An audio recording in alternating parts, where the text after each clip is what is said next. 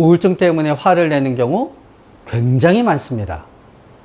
우울증은 원래 영어로는 디프레션인 말을 번역한 거예요. 근데 디프레션은요, 확 꺼지는 거지 무슨 슬픔만을 간직하는 게 아니에요. 그러면 디프레션이 있게 되면은 제일 먼저 뭐가 없어지냐? 생각을 잘 못해요. 그렇기 때문에 누가 이런 행동을 어떤 행동을 하잖아요. 우울증에 걸리기 전에는 그래, 이러이러해서 이렇게 했겠지 하게 되는데요. 우울증에 걸리잖아요. 상대방이 왜 그랬는지 다른 사람의 입장을 수용할 수가 없어요. 그러니까 화가 나요. 우리가 화를 안 내는 이유는요, 참기 때문이에요. 참는 거는 내가 컨디션이 좋을 때 참을 수 있어요. 내가 굶어서 배가 고파 죽겠는데 뭐 참을 수 있을까요? 못 참아요.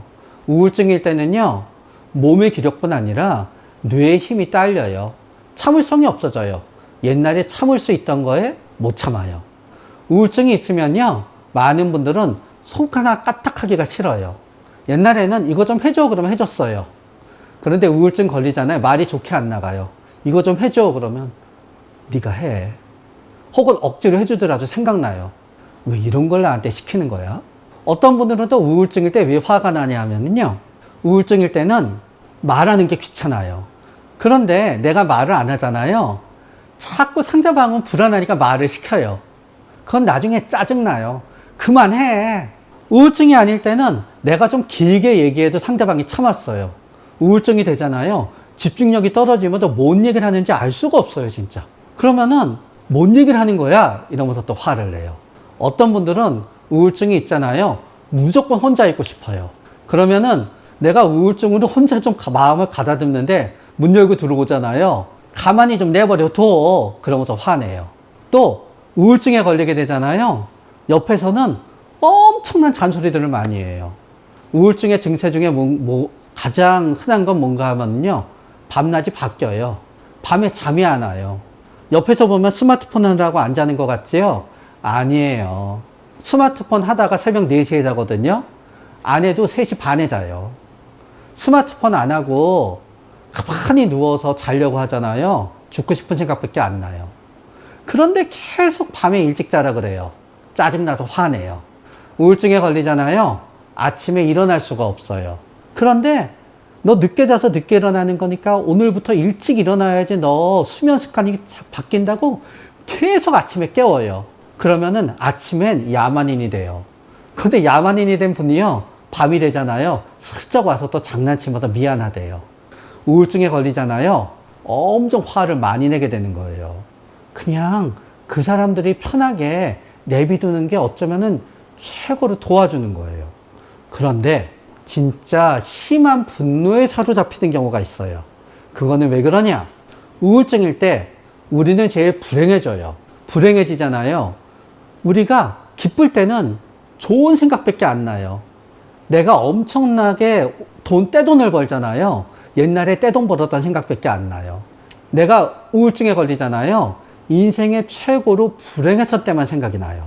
나를 인생의 최고로 불행하게 만들었던 사람. 내가 인생의 최고로 불행한데 나한테 도움이 되어야 되는데 도움이 안 됐었던 사람만 계속 생각이 나요. 그러다 보면 어떻게 되는지 아세요? 그 사람 때문에 내가 요 모양 요 꼴이 된 것 같아요. 그런데 우울증일 때는 잠이 안 와요. 그래서 밤새 내 인생의 원수를 생각하게 되는 거예요. 우리가 나쁜 생각을 안 하게 되는 건요, 억지로 나쁜 생각을 안 해야지 하고 노력해서 안 하는 게 아니에요. 그냥 스마트폰 보다가 낄낄대고 웃잖아요. 바로 그 10분 동안 우리는 나쁜 생각 안 하게 되는 거예요. 맛있는 거 먹잖아요.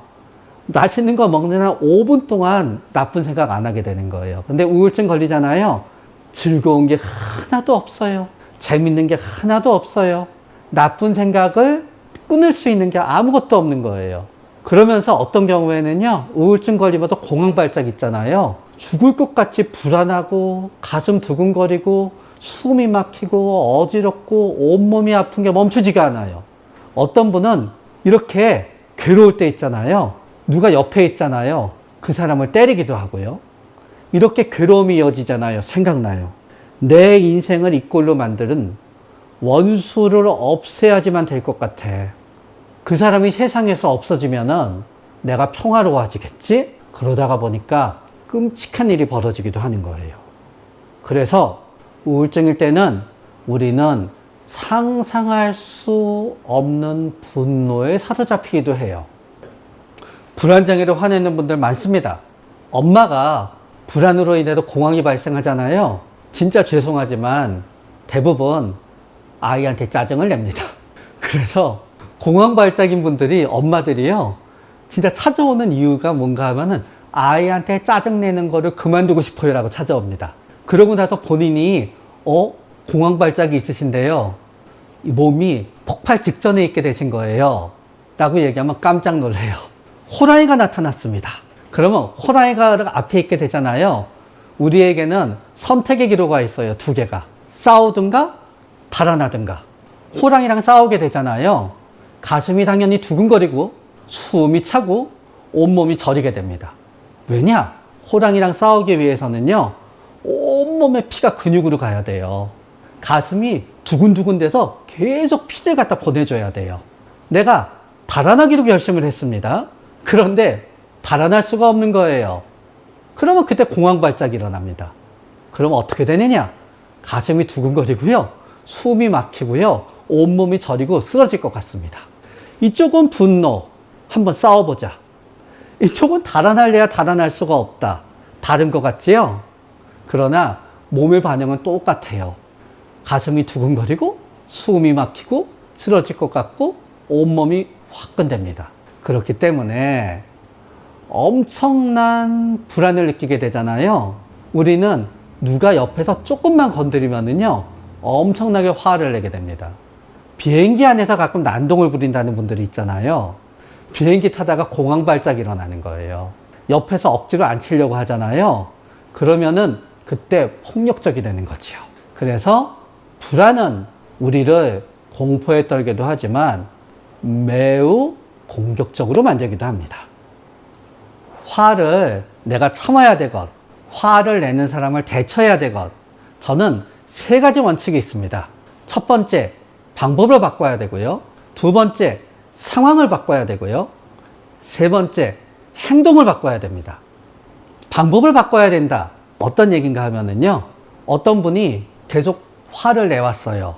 화를 내면은 항상 내가 다음에는 참을 수 있어. 다음에는 참을 수 있어. 하면서 좋은 책도 읽고 좋은 명상도 들으면서 참으려고 했어요. 근데 매번 못 참았어요. 단 한 가지 확실한 게 있어요. 그렇게 스스로 마음을 다스리는 방법으로는 안 통한다는 거예요. 자, 맨날 화내는 사람이 있어요. 그 사람이 화내지 않도록 맨날 전전긍긍하면서 그 사람의 비위를 맞추면서 살았어요. 그런데 계속 화를 내요. 단 하나 분명한 게 있어요. 더 이상 비위를 맞추고 그 사람을 받아주는 거로는 어떻게 할 수가 없어요. 나는 저 사람이 저 행동만 하면은 나는 화가 나요. 그걸 보면은. 그래서 나는 그 사람이 그 행동을 하지 말라고 맨날 잔소리하면서 야단쳤어요. 근데 저 사람은 계속 그거를 못 바꾸고 그 행동을 해요. 단 하나 분명한 게 있어요. 잔소리하고 야단치는 게 효과가 없다는 거예요. 내가 어떤 사람의 화를 줄이기 위해서 이렇게 오랜 세월 동안 노력했다. 그러면은 방법이 있어요. 평생을 노력했던 거에 반대의 방법을 취하세요. 예를 들어서 우리 아이가 집에 있으면 맨날 스마트폰을 해요. 그래서 나는 그것만 보면 화가 나요. 스마트폰을 하지 말게 계속 잔소리하고 야단쳤어요. 그러면 아이도 나한테 화를 내요. 자, 이제 그거 소용없어요. 그거 어떻게 하냐고요? 걔는 집에만 혼자 있으면 무조건 스마트폰을 하는 거예요. 집에 혼자 있지 않게 하는 거예요.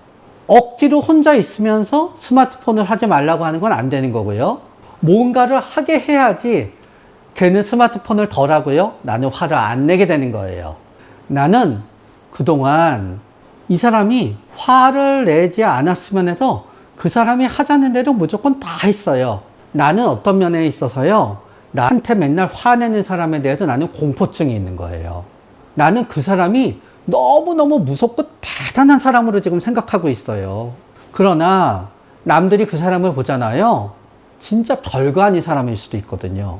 그럴 때는 더 이상 비는 게 아닌 거예요.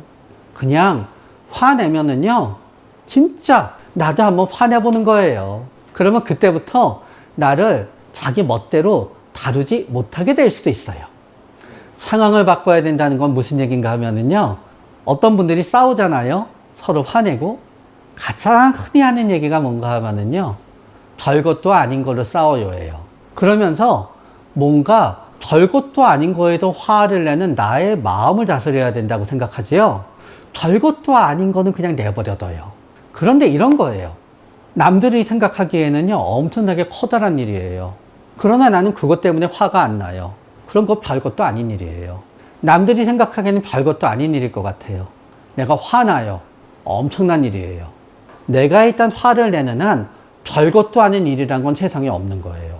그 별것도 아닌 일, 바로 그 상황을 없애버리든 그 상황을 바꿔야 되는 거예요.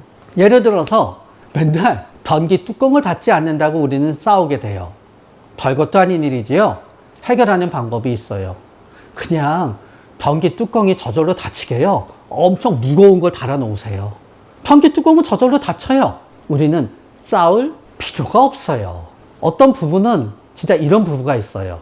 연애할 땐 너무너무 재밌게 싸우지 않아요. 왜 그러냐? 서로 신나는 걸 하면 됐거든요. 근데 신나는 걸 하면은 안 싸우고 재밌던 분들은요, 결혼해서 주말에 계속 집에 같이 있잖아요. 심심하니까, 답답하니까 별것도 아닌 걸로 싸우게 돼요. 그러면 어떻게 해야 되느냐? 주말에도요, 딱 알람이 울리잖아요. 1시간, 이게 오래 있으면 싸우게 되거든요. 1시간 되잖아요. 부부 중에 남편이 편의점 갔다 오더라도 10분 나갔다 와요. 또 1시간 되잖아요. 부인이 산책하더라도 10분 나갔다 와요. 이게 무슨 방법이야? 아니에요. 안 싸워요. 부부가 되었던 매일 일하는 직장이 되었든지 간에요. 우리는 보통요, 우리가 맨날 싸우는 건요, 똑같은 걸로 싸워요. 막연히 저 사람이 나를 이해 못 해준 것 때문에 싸워, 이게 아닌 거예요. 구체적인 상황 3개를 생각해 보잖아요. 구체적인 상황 3개 때문에 맨날 싸워요. 혼자 숙제하는 거로 부모랑 아이들은 맨날 싸워요. 혼자 숙제하면은 엄마 아빠 생각에는 빨리 숙제하고 놀면 될 것 같거든요. 아이는 못 그래요. 특히 ADHD 성향이 있는 아이들은요, 숙제하다가 딴 거 하다가 숙제하다가 딴 거 하다가 숙제하다가 딴 거 하다가 해야지 숙제가 끝나요. 딴 거 하는 모든 시간은요, 사실은 길게 보면 숙제하는 시간에 포함되어 있는 거예요. 우리도 일하다가 쉬다가 일하다가 쉬다가 그러잖아요. 그러면 해결할 방법은 뭔지 아세요? 아이를 숙제 내주는 학원에 보내지 마시고요, 학원에도 다 숙제를 하고 오게 하세요. 그럼 우리는 안 싸워요. 부부간에 엄청난 일로 싸우는 것 같지요? 별거 아니에요. 뭐를 싸우냐? 샤워하잖아요. 양말이랑 속옷을 갖다 앞에다 놔둬서 싸워요. 절대로 그거를 갖다 세탁기 옆에 빨래통까지 넣지 않아요. 앞에 이렇게 바구니 놓으세요. 별거 아닌 거로 싸운다는 생각이 들수록요, 아무것도 아닌 일을 없애버리세요. 나도 화나지 않게 되고 상대방이 화나는 거를 내가 억지로 참을 일도 없어져요. 우리는 내가 화를 내는 입장이잖아요. 나는 맨날 생각해요. 저거만 안 하면 화를 안 낼 텐데? 그래서 저 사람이 어떻게 해주기만을 바랄 뿐이지요, 잔소리한다는 나의 행동을 바꾸지를 않아요. 또 반대로 저 사람이 나한테 맨날 화내잖아요. 거기에 대해서 맞대응을 하든지 그냥 원하는 걸 해주든지 해야 되거든요. 그런데 우리는 그렇게 하지 않아요. 좀 저 사람의 마음이 바꿔서 화를 안 내게 해줬으면 좋은 거예요. 이렇게 바꾸지 않는 마음에는 결국은 뭐가 있냐 하면은요, 바꾸는 게 힘들고 두려운 거예요. 내가 바뀌는 게 귀찮고 힘들고 두려우니까 우리는 맨날 남한테 좀 네가 좀 바뀌어봐 하면서 징징대요. 그런데 남은 바뀌지가 않아요. 남의 마음도 바꿀 수가 없어요. 내가 바꿀 수 있는 건 뭐밖에 없냐 하면은요, 내 마음과 나의 행동밖에 없어요. 그런데 사실은 우리는 마음이 바뀌어야지 행동이 바뀐다고 생각하지요? 아니에요. 행동이 바뀌면 마음이 바뀌어요. 예를 들어서 나는 항상 저 사람이 짜증내는 거에 대해서 전전긍긍했어요. 그런데 하루는 내가 저 사람이 나한테 짜증내는 거를 실수로 내가 못 들었어요. 그랬더니 제풀에 지쳐서 그만하더라는 거예요. 나는 내가 의도하진 않은 행동을 했어요. 행동이 맥히는 걸 보잖아요. 그럼 내 마음이 바뀌어요. 나는 맨날 저 사람한테 잔소리 정도를 하고요. 저 사람은 맨날 나한테 화를 냈어요. 잔소리를 해도 소용은 없어요. 그러나 내가 잔소리만 하면 저 사람이 화를 내요. 그러면 나는 잔소리를 하는 나의 행동을 바꿀 수밖에 없는 거예요. 그래서 내가 유일하게 할 수 있는 건요, 나의 행동을 바꾸는 거고요.